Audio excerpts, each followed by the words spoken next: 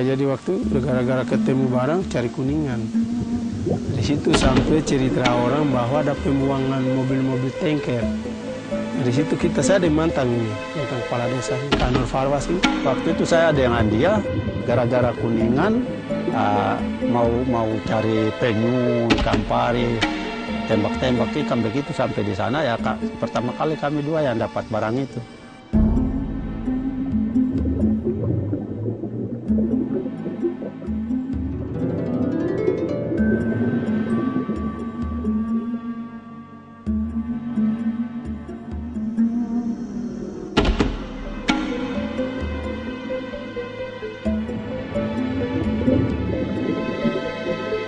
Karena belum pernah buat barang itu, jadi kami biarkan.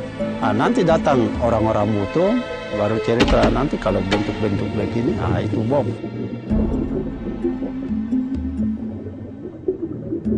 Kami berusaha cari sampai terus ketemu. Barang ini kami pikir bahwa itu kalau bom mungkin besar begini nanti. Tahu-tahu itu bom.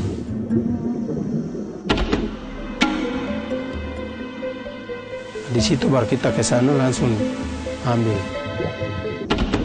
Jadi kita bukan curi di gudang, bawa di laut sekitar 18 depa, bukan meter tapi depa. Tapi cuma kita tahu bahwa itu dilarang. Tapi ya manusia harus punya dapat jaminan untuk makan. Tahu bahwa barang itu bahaya, itu yang pertama. Terus dilarang karena bahayanya. Tetapi manusia ya, kita punya pemikiran pendek harus kita makan. Kita utamakan harus makan.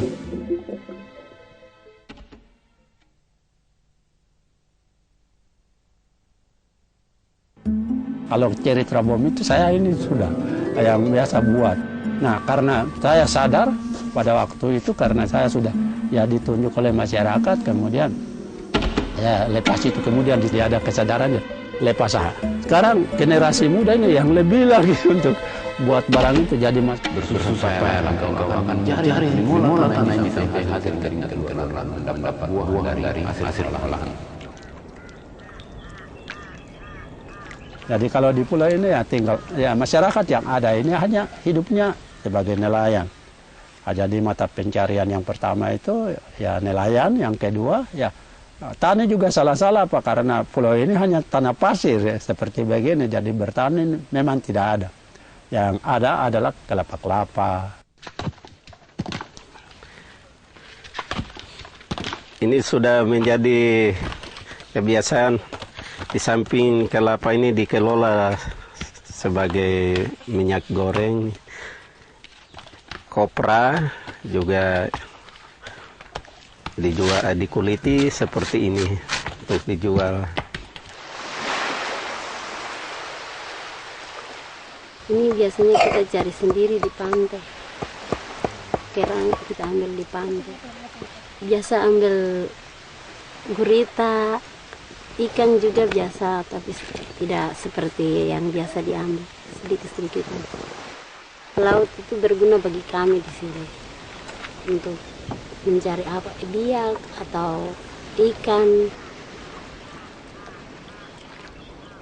Dulu punya yang banyak. Kenapa? Ada bom, jadi banyak. Tidak bom-bom, jadi banyak. Jadi sekarang lebih sedikit karena ada bom. Iya. Jadi dibandingkan dengan dulu, misalnya masyarakat ini mencari dekat-dekat saja, kemudian mendapat hasil ya lumayan. Sekarang bisa saja lari jauh baru bisa dapat itu, atau berupaya 1, 2, 3 jam baru bisa pulang karena ya ikan ini karena diganggu dengan ya hal-hal yang dilarang, yaitu bahan peledak, sehingga ikan-ikan yang tadinya dianggap cerdik atau yang bisa merapat manusia ini sekarang sudah jauh. Keadaan sekarang memang sulit, jadi untuk pencarian memang agak bisa ini hanya sekarang terbatas. Jadi kalau Steph ini waktu itu saya belum menjabat kepala desa, begitu dia dan saya biasa pakai senjata apa itu senapan ikan ini. Jadi dia penyelam memang, ya mungkin tadi sudah lihat. Waktu itu dia belum kenal barang itu dia padang masih normal. Jadi kalau dia menyelam lumayan juga. Pada waktu itu sampai dia menyelam kedalaman itu sampai 30 depa. Itu bukan meter tapi depa. Kalau mengenai saya, waktu saya kawin, jadi saya kawin setelah saya kena bahan tersebut. Di situ saya yang toki, mau kasih keluar dia punya bahan itu. Di situ ada satu anak yang ngajak ini, dia bilang bagaimana, saya bilang sudah, sekarang kita sudah dapat udah 2 botol atau 3, jadi lebih baik kita stop. Jadi saya toki, langsung dia meledak. Di sekitar jam 7 malam, memang tanggal 25 Mei tahun 68. Sehingga saya kena musibah. Di situ saya diopnamekan di rumah sakit Biak. Namun tidak sembuh, saya dikirim ke Jayapura. Habis itu baru selesai di Jayapura. Setelah saya kembali dari Jayapura, terus hidup biasa mencari dengan keadaan sudah kena bahan. Saya yang paling, saya anak yang tua dari Pak Stephen. Terus saudara saya ada 3, yang satunya sudah berkeluarga di Kabupaten Nagiri, tempat tinggalnya di sana. Adik saya Yonas Adolf. Istri bantu juga. Dia selalu selam-selam bawa siput, kerang macam. Satu ikat sudah 5.000. Infonya dapat 50 ikat sudah lumayan bisa turun ke pasar.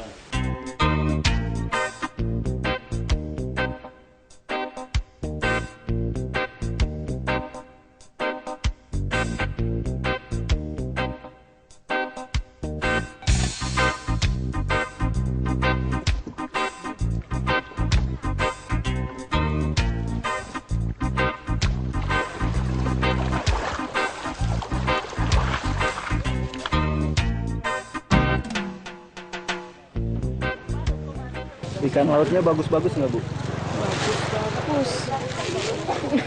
Aduh, bagus-bagus. Ini 10.000 sih. Satu tali. Tali ikan.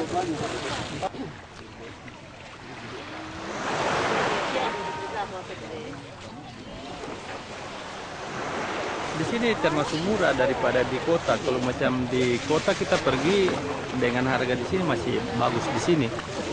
Masih segar, ikannya segar. Kalau di kota sudah ikan es. Dijumlahkan harganya atas 55 tambah 100 buah berarti 50.000.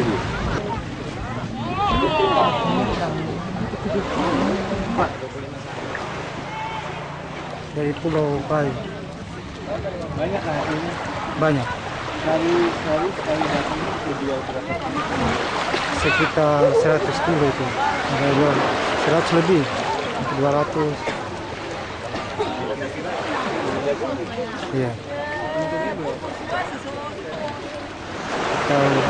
Ya 1 juta lebih itu. Belum cukup. Iya, sesungguhnya kalau harga kota dengan harga kecamatan ini sudah beda.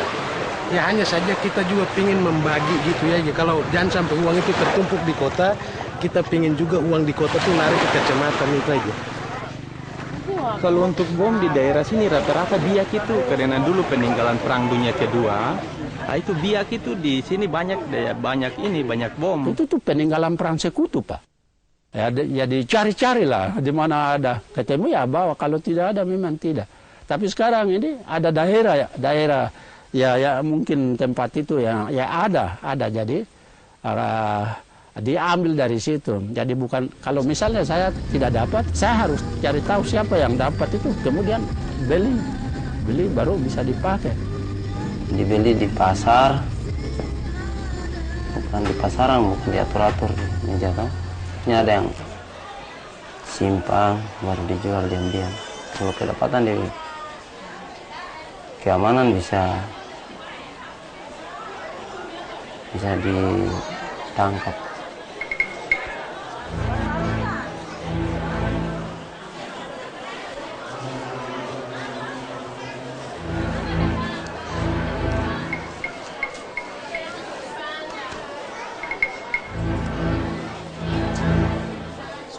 Kalau satu botol win kami beli 20.000.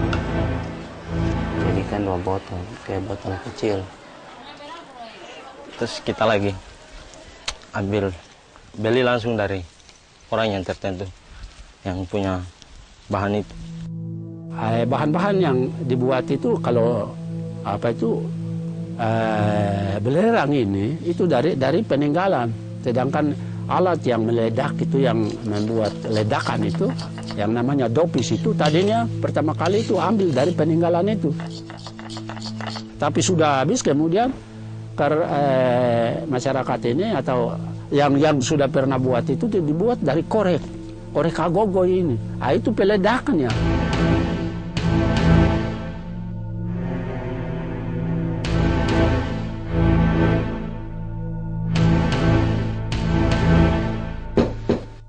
Di situ mereka sengaja lakukan supaya bisa pemerintah perhatikan. Ya saya rasa memang pelaku-pelaku itu mengambil itu sebagai alasan. Yang sebenarnya dia kejar atau lakukan barang itu cepat dapat, tapi dia tidak tahu akibatnya. Kekhawatirannya cukup besar karena kalau hal ini dibiarkan terus-menerus akan rusak beberapa terumbu karang serta biota laut dan ikan yang hidup di dalam laut. Karena kalau kita melihat Pulau Undi dan sekitarnya dibandingkan dengan beberapa waktu lalu cukup kaya dengan hasil-hasil laut. Akan tetapi beberapa waktu ini kelihatannya sangat kurang dan cukup memprihatinkan. Kalau melihat dari produksi ikan atau hasil yang dicapai oleh masyarakat setempat sangat kurang kalau dibandingkan dengan waktu-waktu yang lalu. Jadi pencarian agak masih kurang. Jadi untuk mencari memang bisa. Seakan-akan mencari juga hasilnya. Kalau sekarang macam hubungan-hubungan ke kota memang. Kita sekarang ya kalau dalam keadaan keluarga untuk mencari memang sulit. Sebab agak beda, udah suasana berbeda. Jadi dulu agak harga menurun, ya, tapi sekarang agak luar biasa punya. Jadi mencari kalau hasil banyak, berusaha untuk hasil banyak juga sekarang. Pukat lah apa segala macam, jadi ikan makin hari makin liar. Dan kita mencari juga harus pakai perhitungan. Kalau mencari biasa memang bisa ya dapat sedikit apa untuk dimakan saja. Untuk jual memang tidak ada. Misalnya kalau menangkap ikan jumlahnya sangat sedikit. Apabila dijualkan ke pasar hasil yang didapat juga sangat sedikit. Karena rasa mencari lagi tapi setelah mampu toh. Tidak mampu untuk mencari lagi. Jadi kita ambil keputusan ambil yang cepat saja. Bagaimana bisa dapat. Ini kadang bom ini kadang menghasilkan rusak.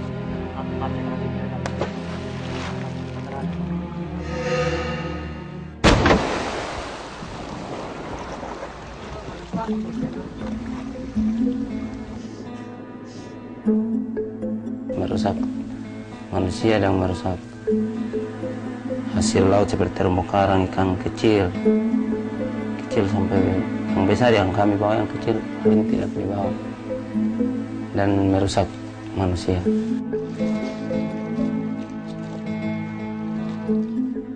Ada satu tradisi hidup di dalam masyarakat ini adalah mereka lebih cenderung kepada hal yang sifatnya temporer, atau dalam bahasa Biak disebut anfasau. Artinya ingin mendapat cepat dan ingin memperoleh hasil itu cepat. Di sini masih ada unsur-unsur malas, yaitu kalau ngebom ikannya mati dia ambilnya mudah. Tetapi kalau dengan mata pencaharian yang lain akan memerlukan proses yang lama.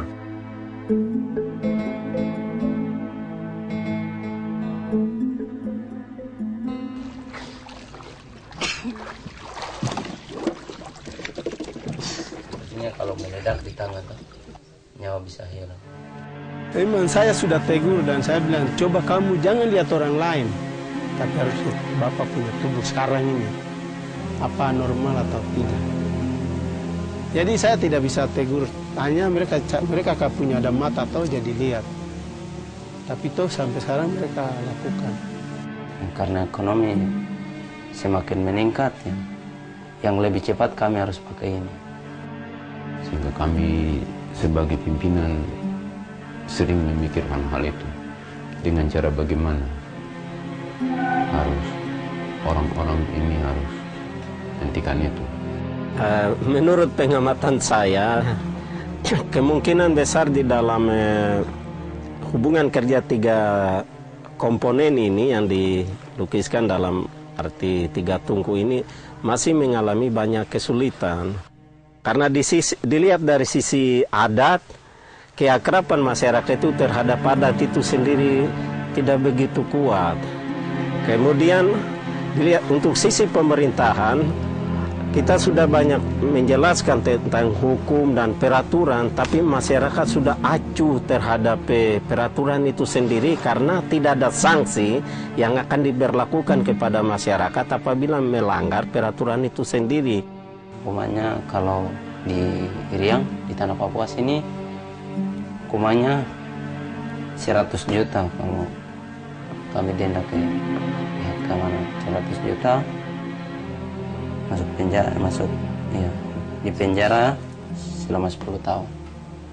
Atau denda dengan uang, atau ada yang bisa denda dengan benda pecah, yaitu piring-piring dulu yang antik. Kami kenapa sampai angkat itu menjadi sanksi, sebab sulit dapat. Sehingga kalau pelaku itu dianggap itu sulit, jangan melanggar peraturan itu. Dari sisi agama, mungkin itu yang akan kena, akan tetapi pengeterapannya belum secara tegas. Gereja bukan menghukum, gereja membina dan memanggil. Nah, yang menghukum adalah pemerintah. Masyarakat yang sengaja atau tidak sengaja mencari, khususnya nelayan, mencari ikan di lokasi terumbu karang pada Edo, dari pemerintah daerah izinkan untuk mencari, hanya dilarang keras untuk menggunakan bahan peledak. Dengan adanya Kormap itu,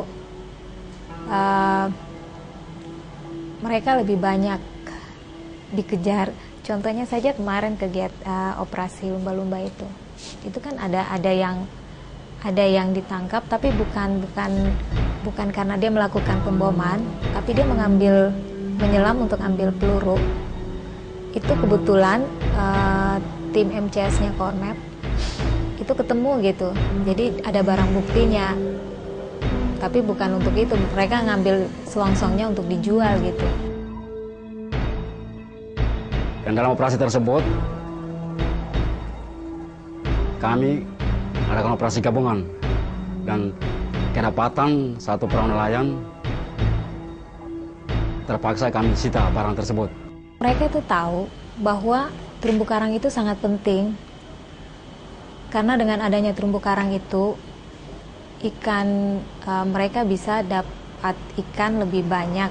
Tapi mungkin mereka berpikiran bahwa bagaimana caranya untuk dapat ikan lebih banyak dalam waktu yang singkat. Jadi mereka lebih banyak menggunakan bom gitu. Dihancurkan semua saja, biar mau tahun mendatang kita mau cari makan di cara bagaimana mau mati apakah sekarang keadaan seperti ini. Kalau kita berprinsip itu hidup yang pendek saja. Itu mungkin pendapatan dia sendiri, mungkin dia mau ingin hidup kah mati kah, saya kurang tahu juga. Memang baku saudara, tapi mungkin menurut Yonas mungkin begitu sudah. Kalau menurut saya lain. Kalau menurut saya tidak.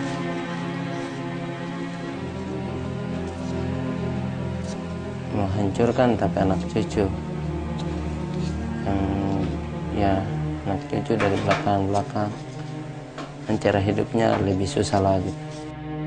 Jadi bom kadang mancing atau pakai jaring, jadi tidak semua hari harus main bom.